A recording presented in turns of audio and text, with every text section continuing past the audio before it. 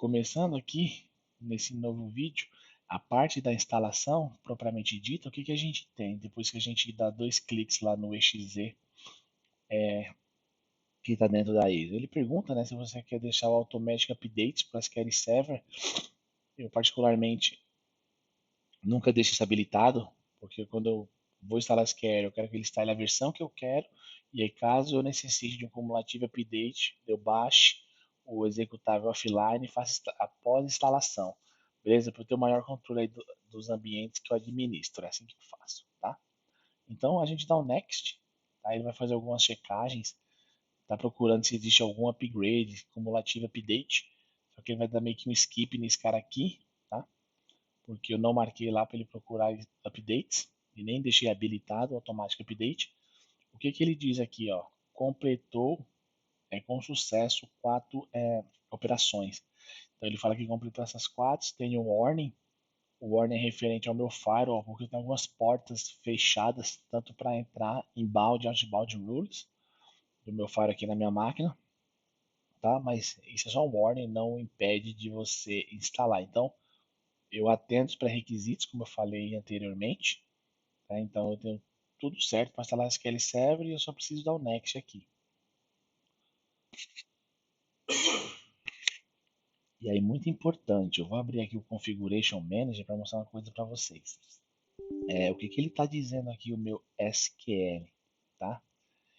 Ele está dizendo que, ó, está me perguntando o que eu quero fazer, executar uma nova instalação ou adicionar funcionalidades para a instalação existente. Esse SQL 2022 é o nome da minha instância nomeada que eu já tenho na minha máquina.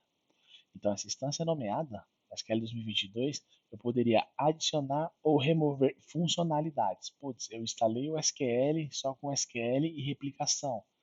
Agora eu quero adicionar o Analysis Service, quero adicionar o Polybase, porque eu não fiz isso inicialmente. Como é que eu adiciono essas funcionalidades? Só colocar mídia, adicionar features e seguir o procedimento, tá bom? As features que está adicionada para esse 2022 é SQL Engine, o engenho e a replicação, que é parte do engenho também. Ele também é um Developer Edition, né? É uma instância nomeada. Eu vou colocar como uma nova instalação, vou dar um Next, tá? E aí ele fala, ó, você vai usar o Pay as you go, isso aqui eu vou deixar para outro vídeo. Nesse caso a gente vai precisar da subscrição do Azure, ou eu vou inventar um produto, então poderia ser um Product Key aqui qualquer, se eu estivesse utilizando uma versão Standard, uma versão Enterprise, whatever. No meu caso, eu vou colocar em cima, porque eu quero a Free Edition, que quais são as Free Edition? A Developer, que tem todas as funcionalidades que tem no Enterprise, mas não pode ser utilizado para ambiente de produção comercializado, né? Isso é mais um ambiente de teste. Evaluation, que tem as mesmas funcionalidades, só que ele fica disponível por 180 dias. E o Express, que se eu não me engano, porque eu nunca usei Express, tá galera? Você pode ter uma base de dados de até 10 gigabytes e ele consegue gerenciar até 4 GB de RAM. É para coisa bem pequena aí, tá? E ele não tem o SQL Agent. Eu sei que essas são as principais itens do SQL Express, tá bom? Então, o Developer Edition aqui eu vou escolher, vou dar um Next, e aí você vai aceitar a EULA, os termos, né, da EULA, dá um Next. E aí isso é legal aqui, ó, porque Azure Extension, tá? Então, se a gente olhar aqui, o que, que são as Azure Extension? Em Plane, então por isso que é importante, como pré-requisito, a gente passar pela parte do Plane, para você entender, tá? Então, o que, que é o Azure Extension aqui, ó? Né? Ele tem extensões para os servidores SQL, né, que estão hospedados fora do Azure, no seu data center. Então, se você quer ter as suas máquinas que não fazem parte do Azure, mas você quer que as telemetrias da Microsoft que rodam nas máquinas IaaS ou até mesmo nas ofertas de Azure SQL Database também rodem no seu SQL, para poder você ver esses gráficos aqui no Azure, é possível fazer isso habilitando as extensions, tá bom? Então, eu não vou habilitar extension, tá? Porque eu não vou passar minhas informações aqui do meu Azure, mas pensa que extension é um executável que fica rodando no seu SQL Server e mandando informação ali para a nuvem para você também ter todas as telemetrias, tá? Para você ter um local único aí de monitoração, beleza? Então, esse negócio aí de ficar usando as coisas que não são built-in, tá? Tem que ser muito boa mesmo as ferramentas específicas para não usar o built-in, porque o built-in já tem muita coisa, beleza? Então, voltando à nossa instalação aqui, eu queria abrir esse parênteses, vou dar um next, e aí ele tem quais são as funcionalidades. Então, quais são essas funcionalidades? Eu vou marcar o Database Engine, o SQL Replication, porque o SQL replicação é o que eu preciso para poder fazer replicação, que vai estar demo hoje, que a gente vai fazer com o Dirceu, tá bom? E outras features compartilhadas, tá? Então, eu geralmente deixo a instalação do SQL no C, tá? Junto com o sistema operacional, você pode mandar para outra pasta, mas eu trabalhei na empresa, a única empresa que eu trabalhei, os caras mandavam para outra pasta a instalação do SQL, os binários do SQL. Por que, que o TC não manda para outra pasta? Porque se o SQL Server corromper, eu tenho que reparar. Se o sistema operacional corromper, eu tenho que reparar o sistema operacional para ter acesso ao SQL. Eu não consigo ter não tem alta disponibilidade aqui, não tem redundância nos dois. Então, assim, sem um, eu não consigo usar o outro. Né? Então, se o SQL não estiver funcionando, eu entro no Windows, mas o SQL não vai subir. Se o Windows não estiver funcionando, eu não entro no SQL. Então, geralmente deixo a instalação na mesma pasta. Não deixo isso para os dados dos bancos de dados de sistema. Isso é outra coisa que a gente vai ver, tá bom? Então, eu vou deixar a instalação aqui no C mesmo, né? Vou dar um Next, já marquei minhas funcionalidades. E é importante, se você não vai usar análise, não vai usar Polybase, pelo amor de Deus, não marca essas coisas, não marca as coisas que não vai usar. Por quê? Porque eles consomem recursos computacionais, tá bom? Então eu vou dar um Next.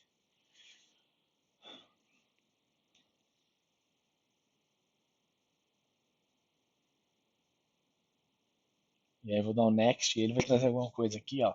Se eu quero instância default ou instância nomeada. Quando eu quero instância nomeada, ele vai aparecer aqui no Configuration Manager, igual eu gravei, está aparecendo aqui entre parênteses. Quando eu coloco instância default, tá? Ele vai aparecer entre parênteses MS SQL Server. Isso é uma maneira de você identificar uma instância default de uma instância nomeada. Vale lembrar que essa é uma maneira de como identificar, mas o que eles têm em comum é que eles usam portas diferentes, tá? A instância default usa a porta 1433 e a instância nomeada usa uma porta dinâmica, beleza? Então eu poderia colocar aqui, ó, name de instance, lock, por exemplo, tá? Ou colocar aqui Tor, qualquer coisa, né? Konoha, belezinha? Eu vou colocar a instância default, né? Então, para a gente ver aqui a diferença entre instância default e nomeada, e vou dar um next. Então, ele vai pegar o hostname da máquina, que vai ser uma instância padrão. Quantas instâncias padrão eu posso ter por máquina? Apenas uma, tá bom? Instância nomeada, se eu não me engano, é até 50, mas isso é quase incomum, ninguém faz isso, tá? E aí, falando em boas práticas, eu tenho serviços da SQL, né? E aqui ele traz qual que é a conta de serviço. Então, se você tem o usuário de domínio para SQL Server, você colocaria ele aqui, mais o password. A boa prática é que cada serviço tem a sua própria conta. Ah, por quê? Porque se o cara, por acaso, descobrir a senha e o usuário do agent, ele não é o mesmo usuário que o Database Engine, né? Então fica mais difícil aqui para o cara cometer alguma fraude, beleza? E outras coisas, tá? Então, o ideal são 3 serviços, cada um com conta separada, a boa prática e seus passwords. Putz, eu vou usar contas locais da minha máquina. Eu criei uma conta que ela tem uma determinada permissão, ela é uma conta de domínio, mas ela também é uma conta local nessa máquina, ou eu vou criar conta local na máquina e não vou rodar SQL com a conta de domínio para garantir que as operações de SQL Server se restringam a esse servidor. E aí pode ter outros pós e contras. Não vou falar disso nesse vídeo, mas você poderia criar aqui, sei lá, SQL Service local, SQL Agent local. E aí essas login e senhas são dessa máquina de Windows, tá bom? Então, se você não criar, não quero criar login nada. ele vai criar conta de serviço aqui, ó, nt/service, ele vai criar uma conta aqui para o MSSQL, uma conta para o SQL Agent. Você não precisa criar nada caso você não queira. O instalador vai criar, tá? E é muito importante o start type, startup type, tá? Então, eu tenho um database engine, ele vai startar automático. Isso quer dizer que quando a minha máquina sobe, ele starta automático. Manual, eu preciso clicar aqui, ó, com o botão direito e dar um start para o serviço começar a rodar. Tá? Então, uma boa prática também é sempre deixar o do agent automático. Então, caso você dê um reboot, está no failover, a máquina reinicia e o serviço já sobe junto com o SQL. Quando a máquina subir, os serviços sobem junto. Tá? Putz, é minha máquina de lab e tal. Então, deixa desabilitado o agent e o SQL, deixa tudo manual. É o que geralmente eu faço na maioria das vezes. Deixo como manual e quando eu quero usar SQL eu vou lá e dou um play. Tá? Mas aqui é o lab como se fosse produção, eu vou deixar os dois como automático. E aí o SQL Browser, o que é o SQL Server Browser? Ele é o cara que você deve usar, must, quando você tem mais de uma instância em uma máquina, né, e você recebe conexões para esse cara de fora dessa máquina, que usam TCP/IP. Esse cara, grosseiramente, é o cara que pega a requisição, não é bem isso, tá? Mas é como se fosse um roteador. Estou falando esse termo aí para vocês que não tem muita familiaridade em entender o que eu estou dizendo, tá? Às vezes eu vou usar esses termos, eu vou ferir um pouco a gramática aí do Techniques SQL, mas o browser ele é um roteador que ele pega a requisição do cara e fala, esse cara está indo para qual instância? Está indo para a instância default ou está indo para a instância nomeada? E é muito comum quando você tem duas instâncias e tem uma instância nomeada, o cara não conseguir acessar porque o browser está desabilitado, tá? Então fica a dica, beleza? Outra coisa que eu queria que vocês lembrassem é de marcar esse Grand Performance Volume Task, tá? O que é esse cara aqui embaixo? Esse cara, ele é uma boa prática também que a gente tem que seguir, porque esse cara faz com que o SQL crie os arquivos de banco de dados com mais eficiência, melhorando muito a performance. Então, quando eu vou expandir o meu arquivo de banco de dados, quando estabilizado, ele é infinitamente mais rápido. Quando eu vou restaurar um banco, ele é infinitamente mais rápido quando essa opção está desabilitada. Esse cara aqui, a gente chama ele de if, que é o Instant File Initialization. Tá? A gente pode ver isso através da DMV no SQL, mas em versões anteriores do SQL, a gente habilitava isso no Local Security Policy do Windows. E a Microsoft fez o quê? Como isso é uma boa prática, isso tem que estar, vamos colocar na instalação do SQL. Tá? Tudo bem até aqui? Vamos para a parte de collation, beleza? Então, o que são as collations? A collation é como ele ordena e armazena o dado. É um code page para uma determinada linguagem, como o SQL vai ordenar e armazenar os dados. Por exemplo, deixa eu ver se eu estou com o Zoom Meet habilitado aqui na minha máquina, fica mais fácil fazer as coisas. Downloads, Zoom It, aqui. Okay. O que é isso, né? Então, quando eu tenho esse cara aqui, ó, o que ele está dizendo, né? Eu vou ordenar e organizar, armazenar e ordenar utilizando essa collection, esse code page, e eu vou aceitar case insensitive e acento sensitive. Então, case insensitive quer dizer que João, assim, é igual case insensitivo. Isso não faz distinção. É igual a esse João, tá? E acento sensitivo quer dizer que esse João é diferente desse João, tá bom? Então, por que isso é importante? Porque uma outra boa prática, tá? É que todos os bancos de dados da sua instância têm que ter o mesmo collection da instância. E os bancos de dados também têm que possuir o mesmo collection, porque na hora de você fazer joins, tá? E aí o colete é diferente, entre colunas texto, você vai retornar um erro. Então, quando você tem o mesmo colete, você faz o join coluna nome, por exemplo, que não é comum, só para vocês entenderem o exemplo. Estou fazendo o join, as duas collections são a mesma, ele retorna de boa. Se a collection do banco de dados A e a collection do banco de dados B é diferente, ele vai falar, ei, o formato que esse cara está armazenado e ordenado é diferente desse. Eu não consigo fazer um join. Então, o que você tem que fazer? Em tempo de execução, você tem que colocar a palavra collate. E aí ele não vai ordenar os dados com eficiência, mas eu faço uma demo para vocês aí depois sobre isso, tá bom? Mas a boa prática é a instalação da SQL e os bancos de dados com o mesmo collection, tá? E aí, configurações do server. O que é isso aqui? A gente vai especificar o Authentication Mode, então se ele vai usar o Windows, só o usuário de Windows está permitido entrar nesse SQL. É o que a Microsoft recomendava muito no passado, mas hoje em dia a gente tem outras funcionalidades de segurança para proteger o SQL, beleza? Ou Mixed Mode, que é o Windows e SQL. Quando eu uso o Mixed Mode, né? Quando eu tenho aplicações legadas, tá? Eu tenho minha aplicação que roda no PHP, na máquina Linux. Aí você cria um login e senha, dá permissão e o cara acessa seu SQL, tá? Tem um cara lá no Tomcat Java que acessa SQL, beleza? Então tem que ter cuidado com isso, beleza? O Windows Authentication Mode, né? Ele usa Kerberos, esse cara que usa outro formato. Então eu vou dar um add current user,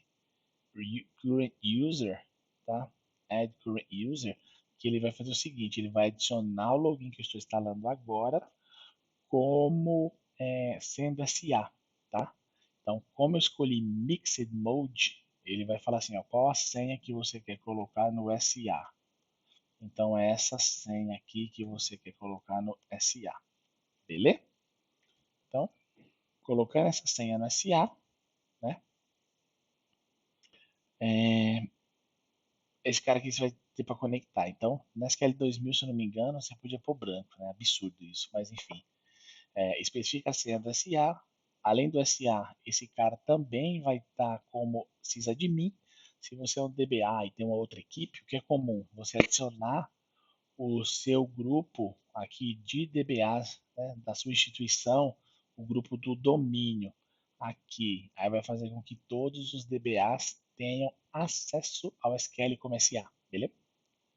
Então, essa é a parte aqui de Server Configuration no que diz respeito à segurança, né, de modo de autenticação. Falando de data diretórios, tá? Qual que é a recomendação que a gente tem aqui e o ideal de se fazer, beleza? Então, no mundo perfeito, deixa eu marcar isso aqui. A gente geralmente, esse diretório aqui é onde vão ficar as bases de sistema, tá? Por que eu deixei os dois juntos? Porque geralmente é mais comum você deixar as bases de sistema com as bases de usuário, que é esse carinha aqui, tá? Só que tem empresa que eu trabalhei já que os caras deixavam separado. Eu quero deixar as bases de sistema no RAID 1, né?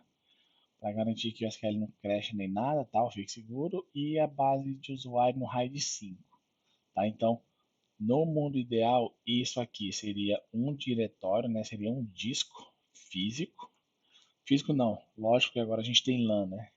LUN, mas um disco separado. Quando eu disco separado, é um spindle separado. O cara vai apresentar da storage lá com um spindle separado, tá? O user database seria um outro. O log, onde a gente coloca o arquivo LDF, seria outro. O backup seria um outro disco, então a gente teria um, dois, três, quatro discos e mais um para o TempDB, 5. Tá? Isso aqui seria o mundo ideal. Então, nosso layout ficaria mais ou menos assim, ó. O disco, sei lá, o E2 ponto, vamos chamar de E2 ponto, seria o data root, né, que é o primeiro carinha lá. O F, eu vou deixar o D para mídias mesmo, então o F seria o user data diretório, né? Directory. O FG seria o log, ou você pode colocar L também se quiser, por nomenclatura, L de log, enfim. L de log E o BGH poderia ser o disco de backup, tá bom? E aí o HI seria o TempDB. Ou poderia ser o T, tanto faz, tá bom? O ideal é que esses caras sejam tudo discos separados, para garantir que não ocorra concorrência entre esses caras. Mas por quê? Porque cada um desses caras tem um formato diferente de como ele vai escrever e ler a informação no backup, no log, no user database. Então, vale lembrar que isso aqui é a boa prática. Ah, mas não dá para pôr tudo junto. Não tem o disco, então põe tudo junto, tenta avaliar qual que é o que está tá consumindo menos e meio que faz um balanceamento ali. Mas o que eu estou explicando aqui é a boa prática, o mundo ideal, beleza? Como eu tenho um disco D, eu vou colocar todo mundo no mesmo D, mas para vocês terem a ideia de como ficou aqui, ó, if, essa instância era para ser instante, deixa eu renomear a pasta aqui, vai, SQL, D, databases, SQL named, beleza, que é a name de instance, a zona, cancelar aqui, voltar, D, database, SQL named, e aí, ó, onde vai ficar meus diretórios, meus user database. Aqui dentro de named, eu criei uma outra coisa, databases, SQL named, eu criei uma pasta de dados, tá? Em SQL named, eu vou criar uma pasta de log.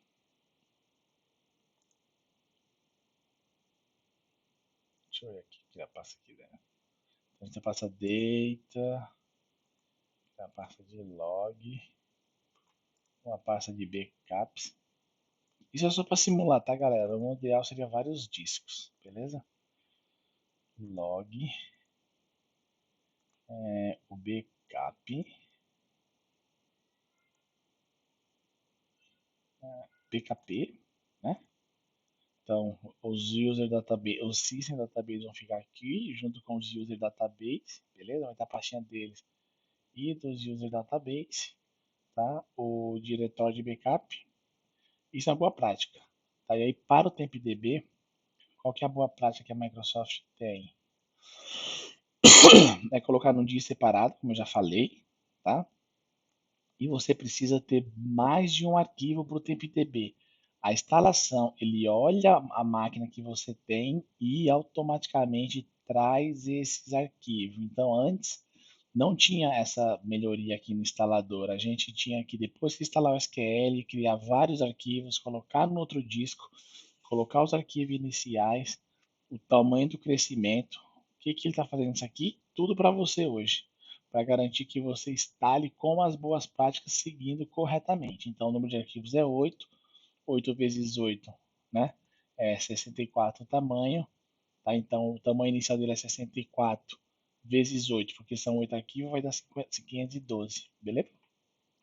Deixa eu dar um remover, vou adicionar no meu tempdb aqui, no meu diretório que é para o tempdb, tá? Aqui era para ser outro disco. Para o dado e o log, não tem problema deixar eles no mesmo disco, beleza? TempDB pode ficar num disco separado, no SSD, porque é um banco de dados que é utilizado muito. Né? Você tem um TempDB por instância, então quanto mais user database, mais você vai ter utilização desse TempDB. Tá bom? Então o objetivo é que o TempDB fique separado no disco de preferência mais rápido. SSD, agora tem uns NVMe's, tá bom? Então, vou aqui na aba MaxDop, tá? Que é o Max Degree Parallelism. O que está faltando aqui? Ah, o TempDB já existe. Continuar. Existia. Continue. Isso aqui é uma instância que eu instalei e removi. Estou instalando de novo. Deixa eu ver se não tem nada aqui. TempDB, remover, adicionar. Agora não tem nada. Vamos ver. Temp.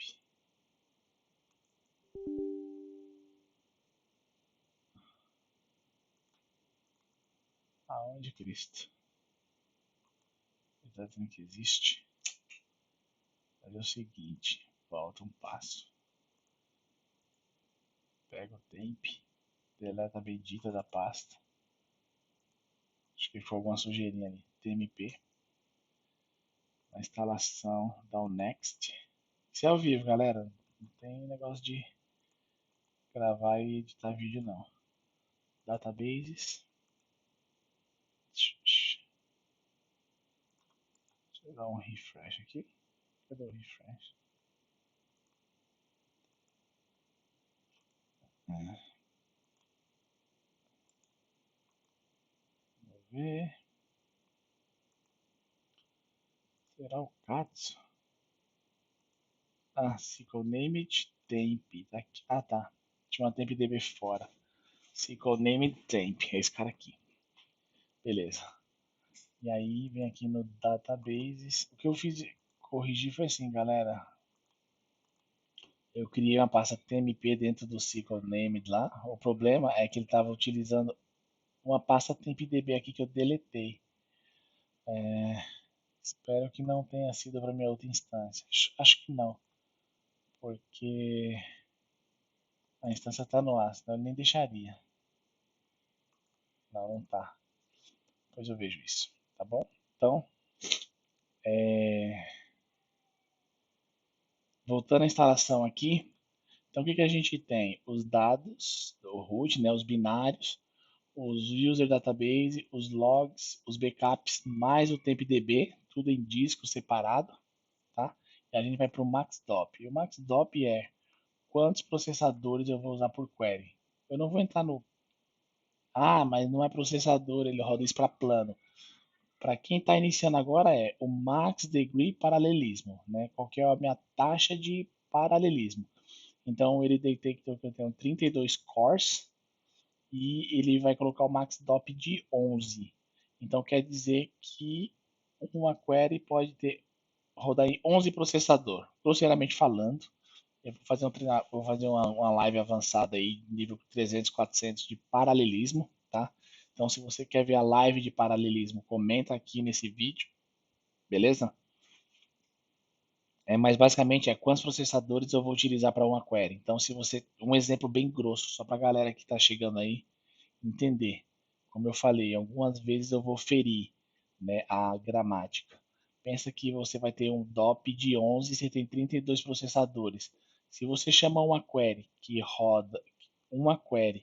utiliza esses 11 DOPs, grosseiramente falando, e essa query é chamada 4 vezes assim ao mesmo tempo, porque pode ser usuários diferentes chamando o mesmo relatório, tá? Então, 4 vezes, né, 11 DOP vai ser igual a 44. E aí o que, que vai acontecer? Você vai ver paralelismo lá, né? Espera de paralelismo, tá bom? Então, só para vocês terem ideia o que, que é o DOP, é a quantidade de CPUs para uma query. Grosseiramente falando, tem mais embasamento, mais detalhe de deep dive nisso, mas para aqueles que estão chegando agora, querem instalar o SQL Server, é isso que vocês têm que saber, tá bom? Vou deixar como 4, tá? E aí, memória. Qual que é o default? Então ele começa com 0 e vai até 2 tera. Ou se eu colocar o recomendado, ele começa com 0 e ele vai até 47 gigas, porque minha máquina tem 64. Quanto é que você deixa para o SQL Server? Eu geralmente deixo o SO com 3 gigas só, tá? No máximo, assim, 3, 4 gigas no máximo. O resto é SQL. Sempre você faz isso? Não. Quando o SQL é uma máquina dedicada. O que é muito comum nos clientes é você ter, por exemplo, o seu database lá, o seu servidor de banco bonitinho, né? O seu database, e na mesma máquina, na mesma VM, o abençoado do cliente coloca um app, a aplicação e mais algumas coisas, mais alguns APIs rodando tudo na mesma máquina. Então, esses caras consomem recurso.